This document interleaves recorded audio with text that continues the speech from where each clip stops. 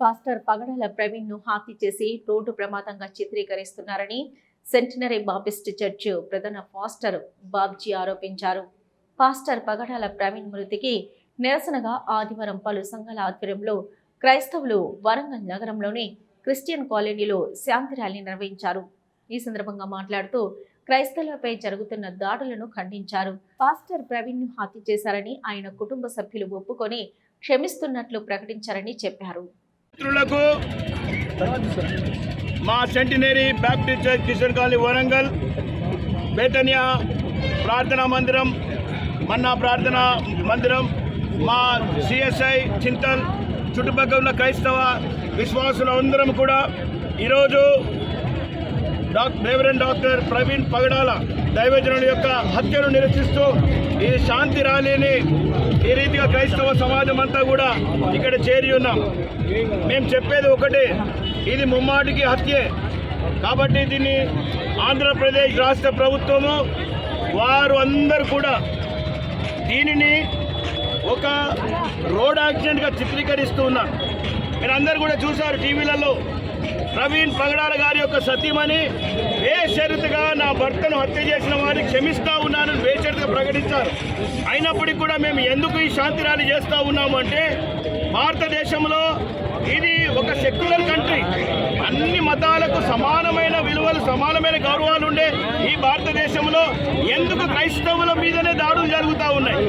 క్రైస్తవ మతాన్ని లేక క్రైస్తవ ప్రబోధాలను ప్రబోధించే వారి మీద ఎందుకు ఇలాంటి హత్య లేక అగత్యాలు జరుగుతూ ఉన్నాయని మేము ప్రభుత్వాలను ప్రశ్నిస్తూ ఉన్నాం.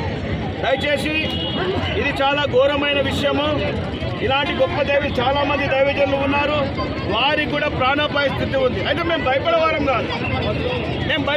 కాదు, మేము క్రీస్తు కొరకు హత్సాక్షులు అయ్యేవారం. కానీ దేవుని పరిశుద్ధ బైబిల్ గ్రంథం బైబిల్ ఏం ప్రబోధిస్తూ ఉందంటే, యేసుక్రీస్తు ప్రభుల వారు ఈ లోకానికి వచ్చింది మతం పుచ్చుకోమని రాలేదైనా ఒక మార్గం, మానవుడిగా మానవత్వ విలువలు కాపాడుకుంటూ ఆ రీతిగా జీవించమని చెప్పాడు.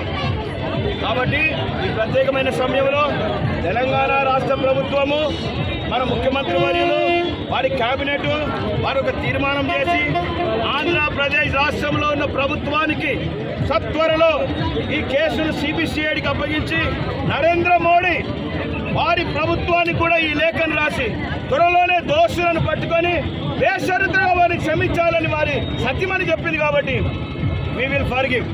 కానీ రానున్న దినాల్లో ఇలాంటి దాడులు ఒకవేళ క్రైస్తవుల మీద జరిగితే ఊరుకునేది లేదు. అనగా మేము ప్రచారం చేస్తామని కాదు, మా దేవుడు గొప్పవాడు, మా దేవుడు ప్రార్థన చేస్తే ఏదైనా అవుతుంది. కానీ మేము అందరు క్షేమం కోరుతున్నాం. కాబట్టి దయచేసి అందరూ కూడా శాంతిగా ఉందాం, అందరం కూడా ఐక్యంతో జీవిద్దాం, ఐక్యంగా ఈ లోకంలో మనం అందరం బ్రతుకుదాం, అన్నదమ్ముల వలె ఉందాం. మేము కూడా అన్ని మతాలను గౌరవిస్తున్నాం, మాకు కూడా కొద్దిగా గౌరవం ఇవ్వండి అని తెలియజేస్తూ ఈ ప్రవీణ్ పగడాల గారి హత్యను నిరసిస్తూ ఉన్నాం. ఈ శాంతి ర్యాలీలో మేమందరం పాల్గొన్నాం. దయచేసి మీడియా మిత్రులకు మరొక మనవి, దయచేసి సత్వర న్యాయము ఈ లోకంలో ఎవరు న్యాయం చేయలేరు.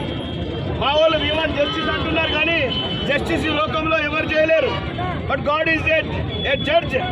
దేవుడే న్యాయాధిపతి, ఆయనే న్యాయం చేస్తాడు. కానీ దోషులు ఇక మీద క్రైస్తవుల మీద ఇలాంటి దాడులు జరగకుండా అరికట్టాలని క్రైస్తవ సమాజం పక్షాన మనం చేస్తూ ముగిస్తూ ఉన్నాను.